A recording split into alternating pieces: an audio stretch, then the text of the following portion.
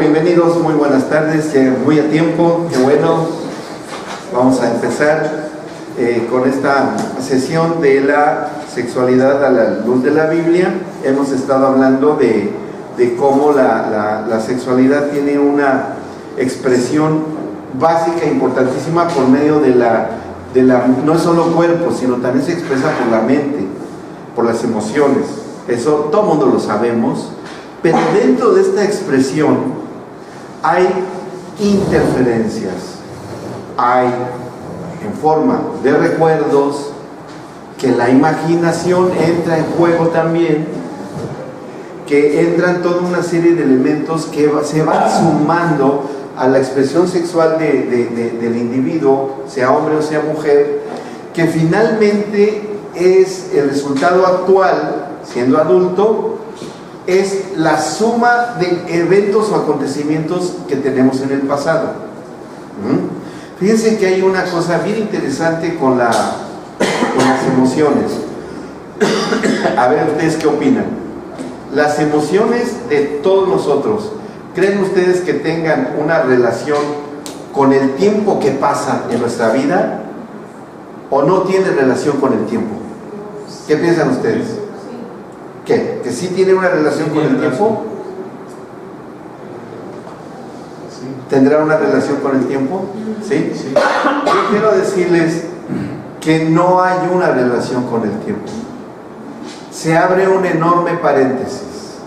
Porque en la mayoría de los casos, ahora voy a decir qué tipo de recuerdos. Hay acontecimientos emocionales tan fuertes que nos quedan grabados en nuestros recuerdos, en nuestra propia mentalidad, que al estar, y ese es el punto, el subtema que vamos a ver a continuación, que cuando se vuelven a reavivar el recuerdo, ¿qué se echa a andar para reavivar ese recuerdo? ¿Se volverá a echar a andar la imaginación? Vean, la misma palabra imaginación tiene un significado. ¿Qué se les viene de momento la palabra imaginación? ¿Que hay una qué?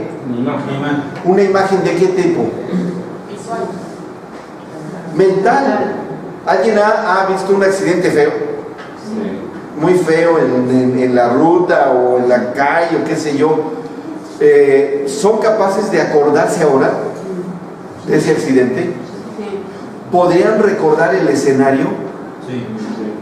¿Podrían recordar más o menos los protagonistas del accidente? Sí. Esos son recuerdos, ¿sí? Pero ¿de qué color estaba vestida una de las víctimas? Pero estaba. Sí. ¿Me explicó? Pero para poder conformar el recuerdo, ¿qué hacen con la imaginación? Si les dijera yo, ¿y cómo estaba vestido? Podrían decirme, no me acuerdo, pero estaba. O sea, el recuerdo está. Pero si me dijeran, creo que traía un pantalón de color verde, pero no están seguros, ¿de qué están echando mano?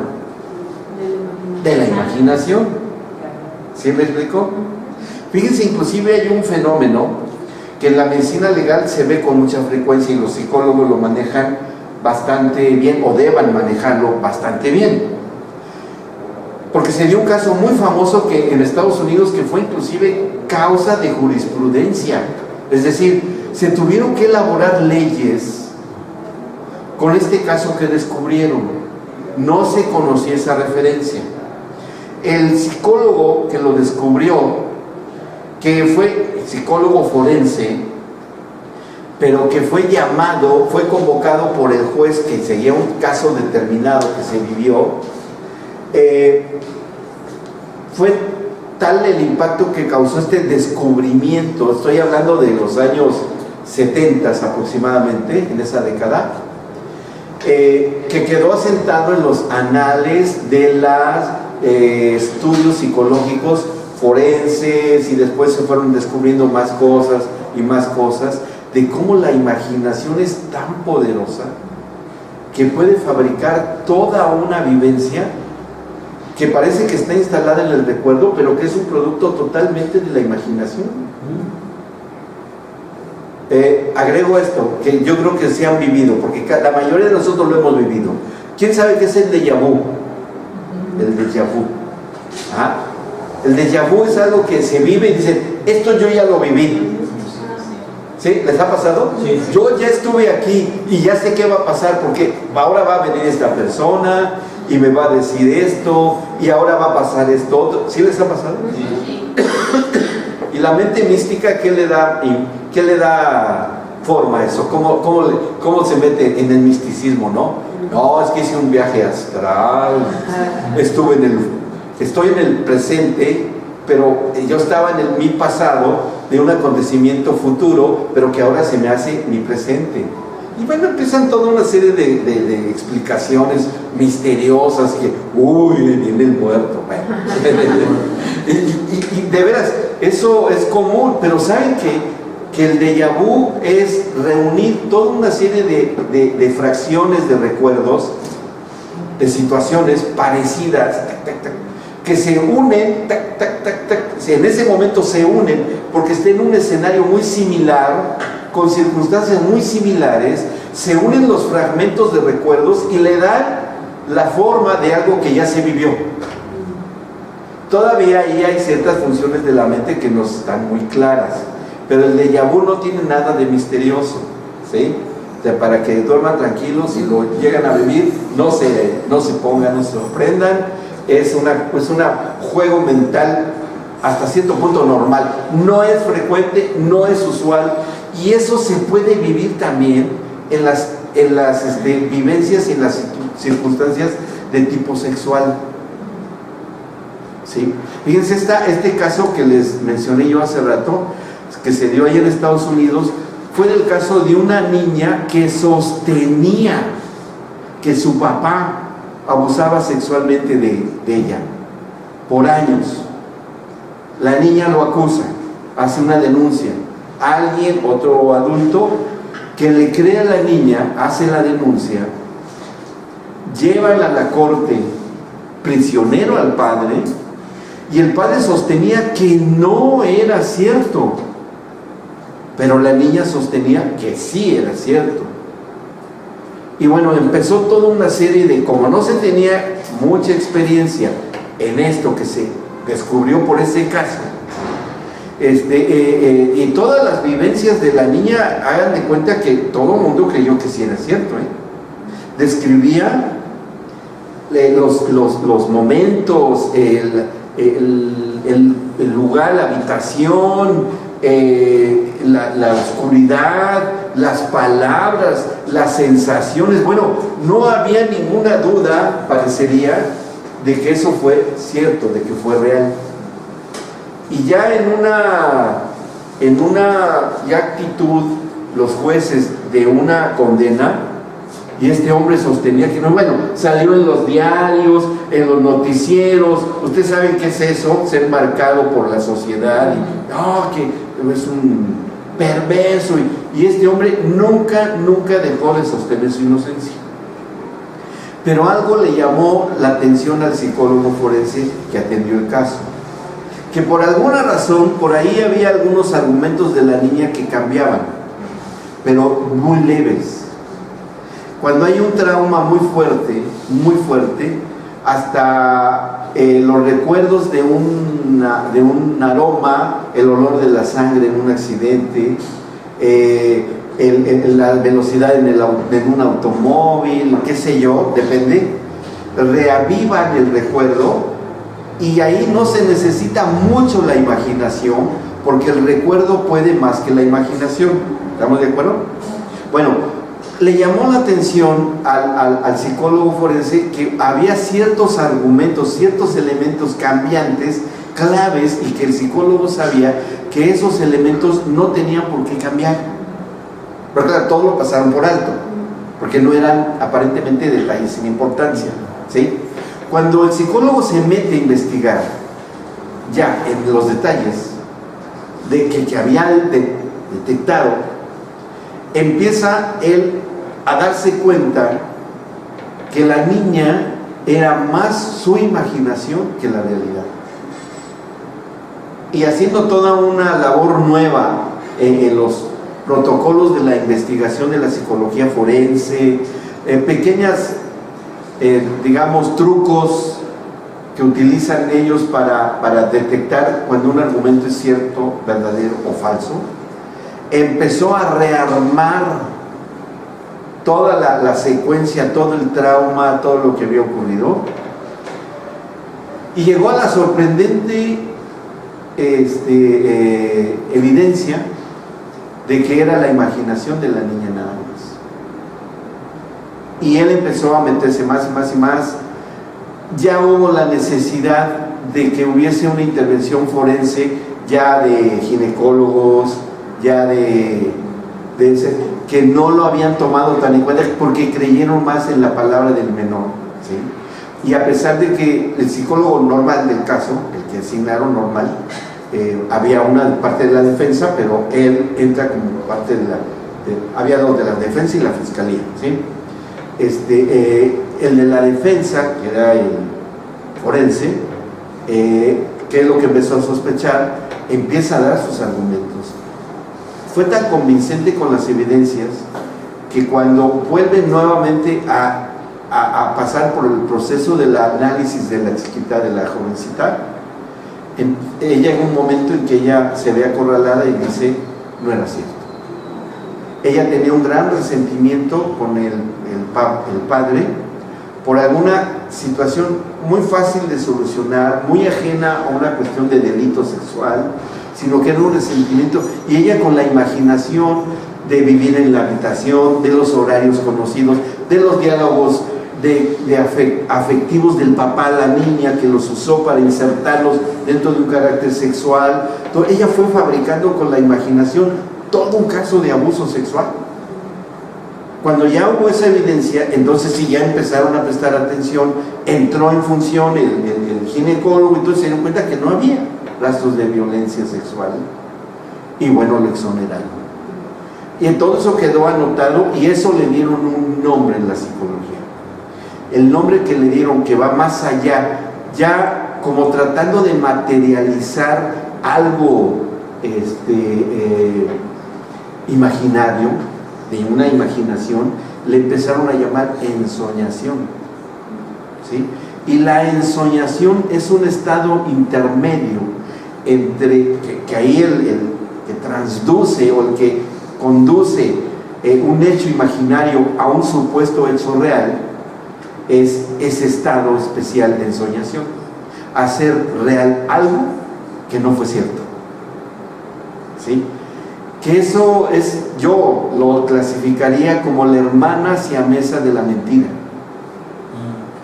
¿sí? Es una mentira, pero que está basado en hechos reales que no necesariamente son los que la persona refiere. ¿Saben con qué juega la pornografía? Con eso. La pornografía juega y lleva al individuo a una enajenación mental, que lo lleva a una circunstancia de enajenación, de ensoñación.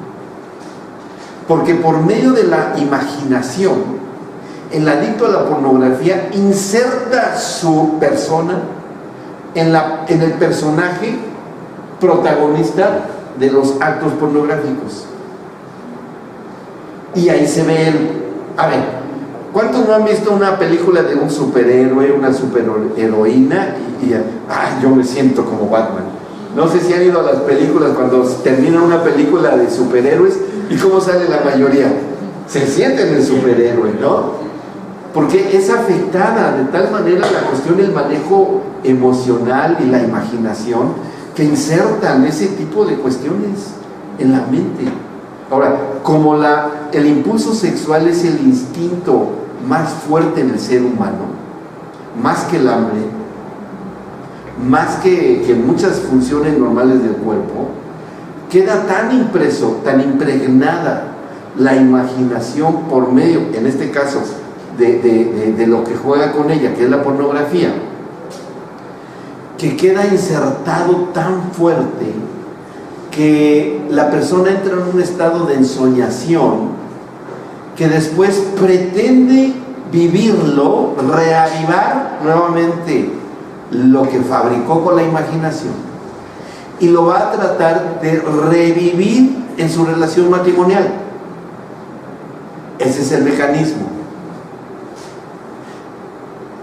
Habla y viéndolo con la realidad, o sea, saliéndonos de un estado de ensoñación. Vamos a imaginar que ustedes tienen a alguien en consejería que está en una situación así. ¿Qué es lo que deba de ver el consejero? No va a meterse en el juego de la imaginación de la persona, sino que va a ver las cuestiones reales, lo que es la realidad. A una persona que está en un estado así, que es adicto a la pornografía, por ejemplo, ¿qué es lo que ustedes le preguntarían? A ver, piensen. ¿Qué pregunta le harían? Considerando que está en un estado de enajenación y de manipulación por su propia imaginación, que está en un estado de ensoñación, ¿qué le preguntarían? La tiene que llevar a la realidad, ¿eh? Ustedes la tienen que llevar a la realidad. ¿En qué pensás cuando ves eso? Exactamente. ¿Qué estás pensando cuando estás viendo pornografía? O sea, ahí están sacándolo de un plano imaginario a la realidad de él. ¿Sí se dan cuenta? ¿Qué creen que le podría contestar esa persona? Ahí ya les diría, es que yo cuando era niño me obligaban a ver videos pornográficos. Ahí ya ¿a dónde ya lo remitieron? Lo sacaron de la imaginación y ahora ¿a dónde lo están llevando? A un recuerdo. A un recuerdo. Porque el recuerdo es algo real. ¿Sí? Pero el estado de ensoñación a la que lo lleva el recuerdo, manejado por la imaginación, que lo lleva a un estado de ensoñación agregado y exacerbado por la adicción a la pornografía, lo lleva a fabricar escenarios, vivencias. Ahora, ¿cómo creen ustedes que va a responder en ese caso, por ejemplo, en un matrimonio? ¿Cómo va a responder el cónyuge? ¿Positiva o negativamente? Si se da cuenta de eso, ella pasa a ser ubicada en un plano de víctima. Ella es una víctima inconsciente de un estado de ensoñación del adicto a la pornografía. Y ese es en una situación, digamos, muy normal y común, no diría yo normal, porque no es normal, común. Pero ¿qué en el caso de los violadores? De los violadores seriales. ¿Cómo creen ustedes que esto podría generarse y hacer que existiera un violador serial? Con estos mismos antecedentes. ¿Qué le pasó? ¿Qué le pasará en la mente de un violador serial? ¿Qué le pasará? Lo pueden deducir. Si es adicto a la pornografía, ahí está el elemento nocivo, con una enorme imaginación que finalmente no tiene con quién practicarlo si es que fuera una persona soltera, y con el estado de ensoñación como protagonista y con la imaginación ya sin control, va a buscar a alguien que no lo va a ver como una jovencita, hija de familia, valiosa para sus padres, una buena mujercita, etcétera, etcétera, sino que va a la víctima, la va a insertar dentro de la imaginación, dentro de la ensoñación del violador. ¿Se dan cuenta? Entonces, aparte de lo penal que esto representa por los códigos penales y todo, que merece ser castigado, obviamente, pero la restauración de un caso así, que eso ya está en manos de psiquiatras calificados, de psicólogos calificados, no es nuestro campo, pero sabemos que eso sucede. ¿Cuál será la labor, por deducción lógica en ustedes, de que esa persona salga de eso? ¿Ubicarlo en qué? ¿Realidad? Y decirle, no, Tú no eres el protagonista de todo lo que has visto. Tú no eres el que ha estado ahí en lo que tienes. Es todo un proceso, es complicado. Pero digamos que estoy hablando de un caso extremo, ¿sí? Ya hablando de un caso, ya algo muy anormal, ya una patología mental, una enfermedad mental. Pero vayámonos a lo común. En el matrimonio, ¿cuál será o consideran ustedes que deba ser lo que hay que solucionar? Si llegan a ustedes a pedir consejo como consejeros, ¿qué dirían? ¿Harían lo mismo? Con el ejemplo que les puse de un violador serial. No. Sí, pero no. No es un extremo, pero sí es igualmente ubicarlo en la realidad. Claro, sí. ¿Me explico? Y es ahí, ubicar en la realidad por ejemplo, el marido que es adicto a la pornografía, lo van a ubicar en la realidad. ¿Y cómo lo ubicarían en la realidad? A ver, él ya habló, ya dijo que es adicto a la pornografía, ya dijo que sí. ¿Cómo lo ubicarían en la realidad? Ya Julio dijo algo muy importante, ¿sí? ¿En qué piensas cuando la ves? ¿Sí? ¿Qué más agregarían a eso? Que es una aportación muy valiosa. ¿Qué otra cosa? Sí. ¿Qué te llevó a hacerlo? ¿Cuáles fueron los motivos? Sí, porque yo mencioné que posiblemente lo obligaron a que viese pornografía cuando era niño. Y que eso sería una motivación tremenda para un chiquito, ¿no? Para un niño. Ahora que vemos lo de la sexualidad infantil, ahí vamos a ver con detalle todo eso, cómo produce una violación traumática mental a los niños pequeñitos cuando ven ese tipo de cosas. Porque es una violación, finalmente. Ahora, ¿qué otra cosa dirían? A ver, piensen otro argumento elemento que ustedes preguntarían. Están hablando de la persona, el adicto, pero hay otra persona a su lado. Claro, ¿qué crees que siente? Adelante, bienvenidos a aquel lugar. ¿Sí? ¿Qué crees que siente? Ya estarían hablando de la esposa. Claro. Y a la esposa le dirían, Que si lo llena pornografía, si lo llena. puede ser. Ahora, recuerden que en estos casos siempre deben referirse a la persona que tiene el problema, no a la persona que tiene el problema hablándole a la persona del problema, pero hablándole a esta persona, ¿no? Podría ser utilizando, que está bien, esto es correcto, pero lo más ubicado, lo más sensato, yo diría, para no lastimar, sería preguntarle a la esposa, decirle, usted, ella ya ha estado ahí, ella ya sabe, usted cómo se siente, en qué lugar se ubica usted con esto. Y la esposa le va a decir, bueno, es que yo me he dado cuenta que él está ausente cuando tenemos relaciones íntimas, y que él está ausente y que él en realidad me está usando. ¿Me explico? Ahí ella ya se está ubicando en la realidad, porque es cierto o no. Cuando una esposa tiene un esposo adicto a la pornografía, ella pasa a ser, él es un protagonista de lo que ha visto en la pornografía, y a su esposa la inserta dentro de las gente que sale en ese tipo de materiales, ¿no? Pero ella lo llega a saber, ella se llega a dar cuenta de que ella está siendo usada, y que finalmente ella ha sido víctima de algo, de una manipulación, de ser usada, de ser desvalorada, bueno, todo lo que ustedes puedan, ahora depende de la gravedad de la situación, ¿no? Porque cuando es demasiado fuerte, bueno, que él ya es muy adicto y todo eso, bueno, entonces ya se buscará el remedio, pero bueno, no estamos hablando tanto ahorita de la solución, estamos encontrando las causas primeramente.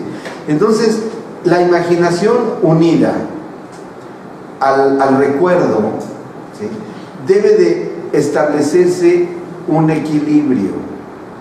entre ambas cosas, el recuerdo y la imaginación. A ver, vamos a ver.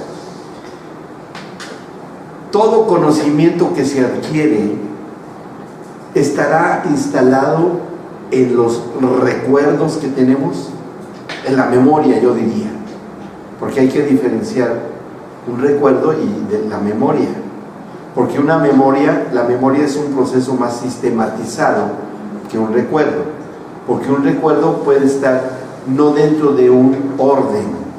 Pues yo como que me acuerdo que el accidente que vi, él tenía un pantalón entre verde o marrón, porque estaba manchado de sangre, el ejemplo que les puse. ¿Me explico? O sea, el recuerdo puede estar desorganizado, pero en la memoria, cuando hay algún proceso sistematizado, lo que se acude a la memoria puede ser lo correcto. De hecho, el que aprende un oficio, el que aprende un trabajo, lo aprende por la memoria y lo tiene, sí o no, organizado. Sí. Lo tiene ordenado. Sí. Lo tiene para aplicarse en los fines que se están buscando, ¿sí o no? Sí. ¿Verdad? Entonces, cuando se tiene esta sistematización de la memoria, ahí las cosas van a funcionar probablemente bien. Por ejemplo, vamos a aplicarlo en la cuestión de la sexualidad.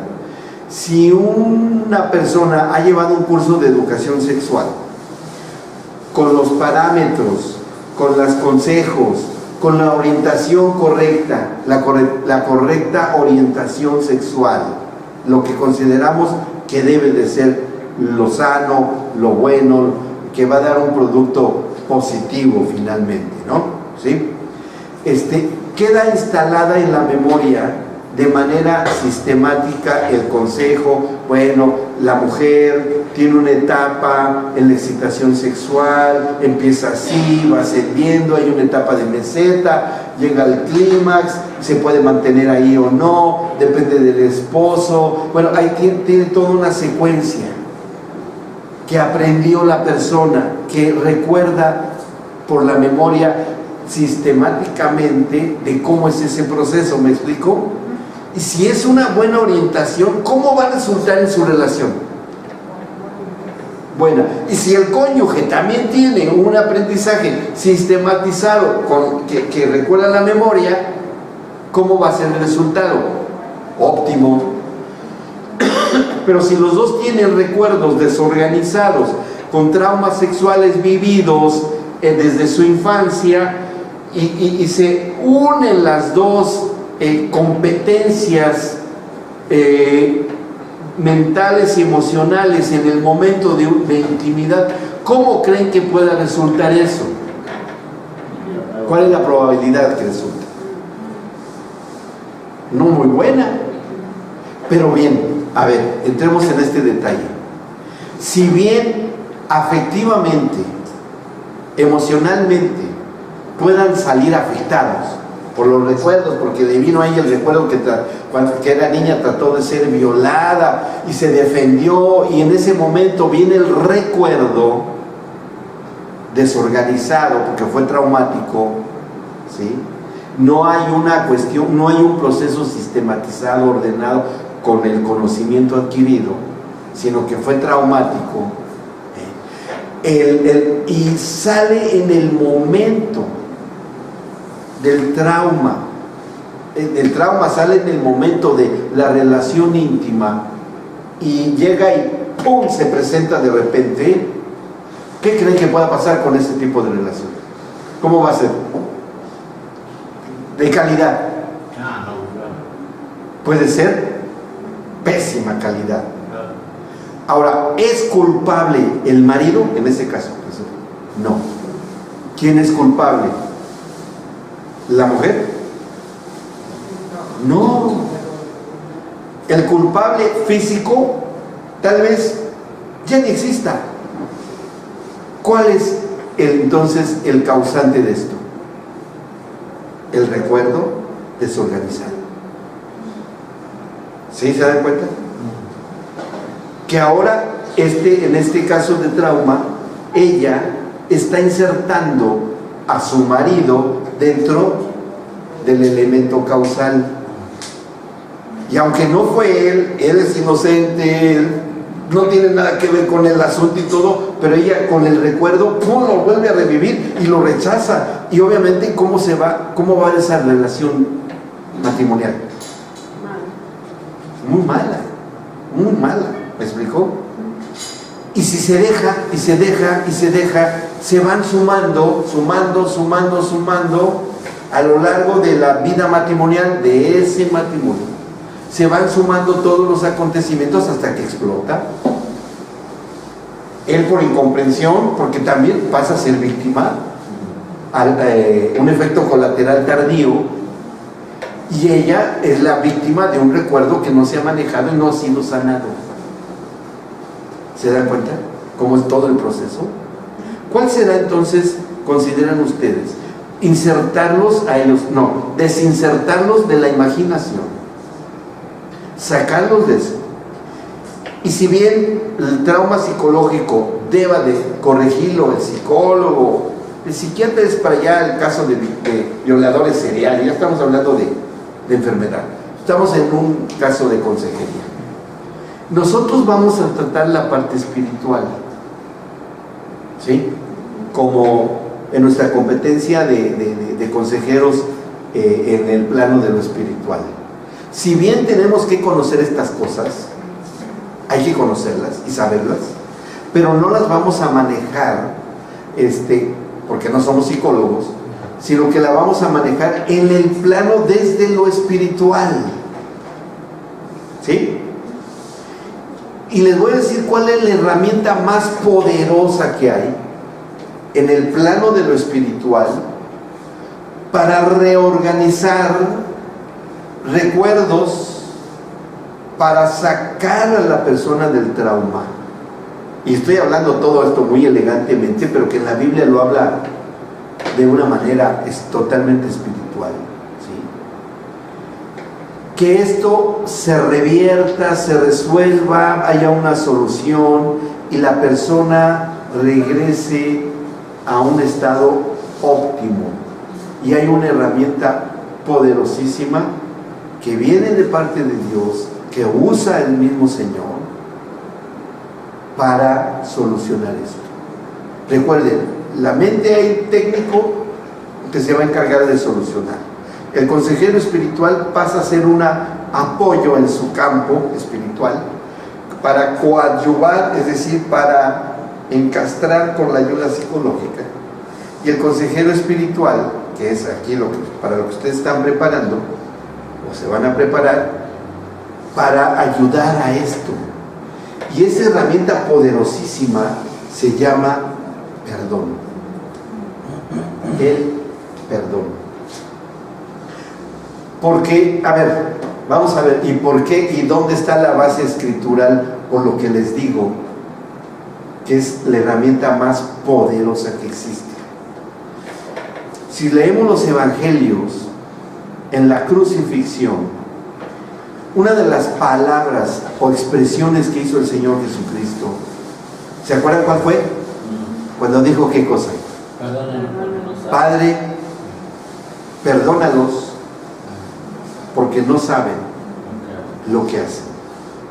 Esas palabras en la cruz, que fue dicha por un solo hombre, en un solo momento, en un solo instante en la historia, el Señor Jesús está resumiendo en su persona el perdón que trasciende en los tiempos, pasado, presente y futuro, de lo que es el pecado. No los pecados, el pecado. Personalizando la figura del pecado en uno solo. Porque así debía de ser. Un solo hombre remitiendo a un pecado. Vamos a decir dentro de eso. ¿Cuáles podrían ser? El pecado sexual. ¿Qué diferentes variedades de pecado sexual meterían ustedes en el pecado sexual? Porque hay pecados y pecado. En singular, el pecado sexual. ¿Sí? Pero ¿cuáles podrían ustedes meter dentro de los pecados sexuales? Díganme algunos. Fornicación, pornografía, las violaciones, la homosexualidad. Podría ser, tiene su discusión, pero bueno, ahí vamos a considerar algunas cosas, porque finalmente es víctima también. O sea, una persona que tiene una circunstancia de homosexualidad es una víctima, y hay que considerar que son víctimas, no son promotores, es la consecuencia, es un producto final, y algo que merece ser atendido, restaurado, si quiere, claro. ¿Me explico? Pero nosotros debemos darle la disposición, porque fue perdonado por el Señor, y Dios los ama, como a un asesino. ¿Qué diferencia hay entre un asesino serial y un homosexual? Hablando de pecado, solamente pecado, ninguna. Y todos fueron perdonados, fuimos perdonados. ¿Se dan cuenta? O sea, sintetizándolo de esa forma, ahí cabe cualquier cosa. Entonces, el Señor Jesús, la responsabilidad espiritual de la transgresión humana, Él lo toma sobre sí mismo, y sobre Él va el pecado sexual, para restaurar delante del Creador de los hombres, del Creador de las emociones, del Creador del instinto sexual, del Creador de lo que es la figura del matrimonio, que es eterna, como lo hemos mencionado, para llevarlo delante de Él en sacrificio y decirle: tu justicia, Creador del hombre y de todas sus capacidades y sus potenciales buenos o malos, vengo delante de ti para decirte que hemos violado tu ley y deba ser castigada. Y la justicia del Padre dice: sí, porque yo soy un Dios justo que castiga. Entonces, sobre ti, que estás asumiendo la responsabilidad del pecado sexual, te condeno. Y el Señor Jesucristo dice: acepto la condena, tengo que pagar. Y cuando Él toma el pecado, en este caso sexual, porque fueron todos, todos los diferentes variedades de pecado, que Él, todas las diferentes pecado en singular, pecado que es mentira, pecado que es pecado sexual, que todas los diferentes gama de pecados los mete cuando dice: perdónalos, pero yo estoy acá porque no saben lo que hacen, ni tan siquiera saben lo que son. Pero la representación del ser, aquí estoy yo, y la representación del hacer, yo lo tomo en la persona de Jesús, ¿sí? Y cuando Él se presenta físicamente en el ser, y cuando Él dice: perdónalos porque no saben lo que hacen, está tomando todas las consecuencias del hacer. ¿Se dan cuenta? O sea, el ser y el hacer. Y se presenta delante del Padre para que sea satisfecha la justicia del Padre. Y dice: a la condenación y al castigo. Y como era una transgresión de tipo espiritual, la condenación debe de ser de la misma categoría. Si bien, aunque hubo algo físico, la crucifixión, etcétera, etcétera, pero la condena última era algo de tipo espiritual. Y es por eso que el Señor Jesucristo baja al infierno, enviado por su propio Padre. Y cuando Él llega al infierno, ahí se acaba y ahí es satisfecha o satisfacida. Bueno, los que saben hablar lo dirán bien. El castigo al pecado, porque ese era el lugar donde se debía dejar. Y cuando Él deja eso ahí, la responsabilidad espiritual, moral, ética, lo que ustedes quieran. Y ahí llega, porque hasta ahí el Padre había dictaminado que debía llegar, porque Él lo dijo y es el creador de la ley. Dice, a ver, ¿dónde está el transgresor? Está en el infierno. El lugar que fabriqué para pagar la condena de esto, sí, allá está. ¿Y qué llevó ahí? Llevó el pecado, todos los pecados. Cuando asumió el ser y el hacer del género humano. Ay, a ver, ¿y en eso estaba el pecado sexual? Sí. Perfecto. Estoy satisfecho. El precio fue pagado. Y cuando eso el Padre determina y vuelve a ver, eso está en el Salmo 18, es la descripción de todo eso. Y usted lo puede leer y lo puede encontrar así. Y cuando el Padre vuelve a ver al transgresor, ve que hay un inocente en el infierno, porque él no había hecho nada. Y la propia justicia del Padre hace que ese inocente que estaba ahí, porque él en su persona no hizo nada, automáticamente tiene que ser ¿qué? Sacado. Y es cuando viene la resurrección. Algo genial, sabio, tremendamente. Pero el pecado se quedó ahí. Para eso bajó Él. Para eso bajó Él. A través de decir, Padre, perdónalos, porque no saben lo que hacen. El ser y el hacer. ¿Sí? Está buenísimo esto. Buenísimo.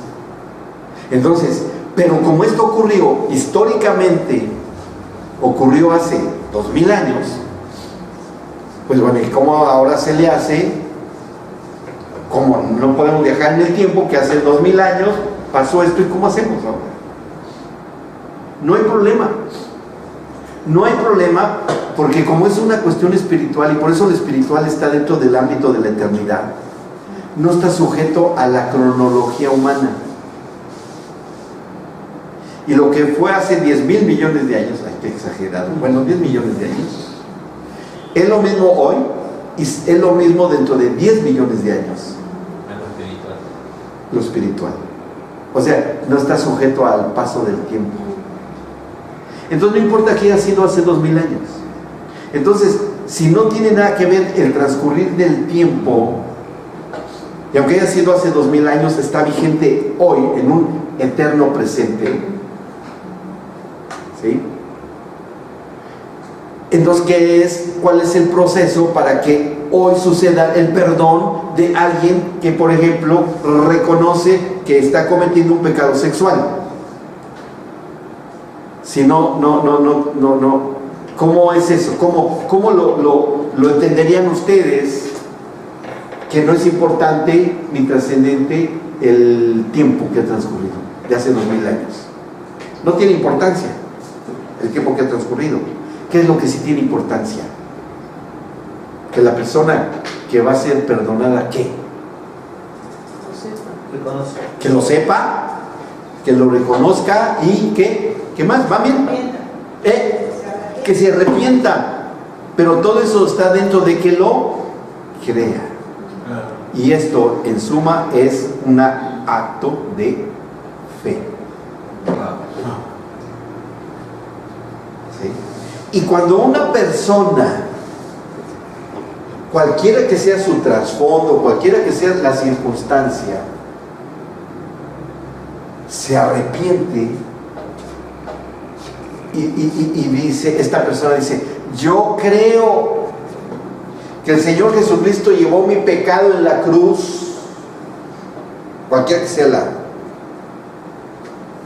el tipo de pecado, que murió por mí en la cruz y llevó mi pecado a la cruz, al infierno, y resucitó, y yo creo en ese acto que hizo en mi lugar. Y se hacen un acto de fe. En ese momento el espíritu y el alma de cada uno de nosotros es insertado en la cruz, aunque haya sido hace 2000 años. ¿Y qué es lo que ocurre en el ámbito espiritual? Que somos perdonados por el perdón. ¿Se dan cuenta? ¿Por qué es poderoso el perdón? Porque trasciende en tiempo, trasciende todas las emociones y se remiten a la mismísima persona de Dios, porque finalmente Jesucristo es el Dios encarnado. Entonces él mismo se ocupó de resolver la situación, pero era necesario que viniera en forma de hombre para que nos entendiera nuestras debilidades, las viviera.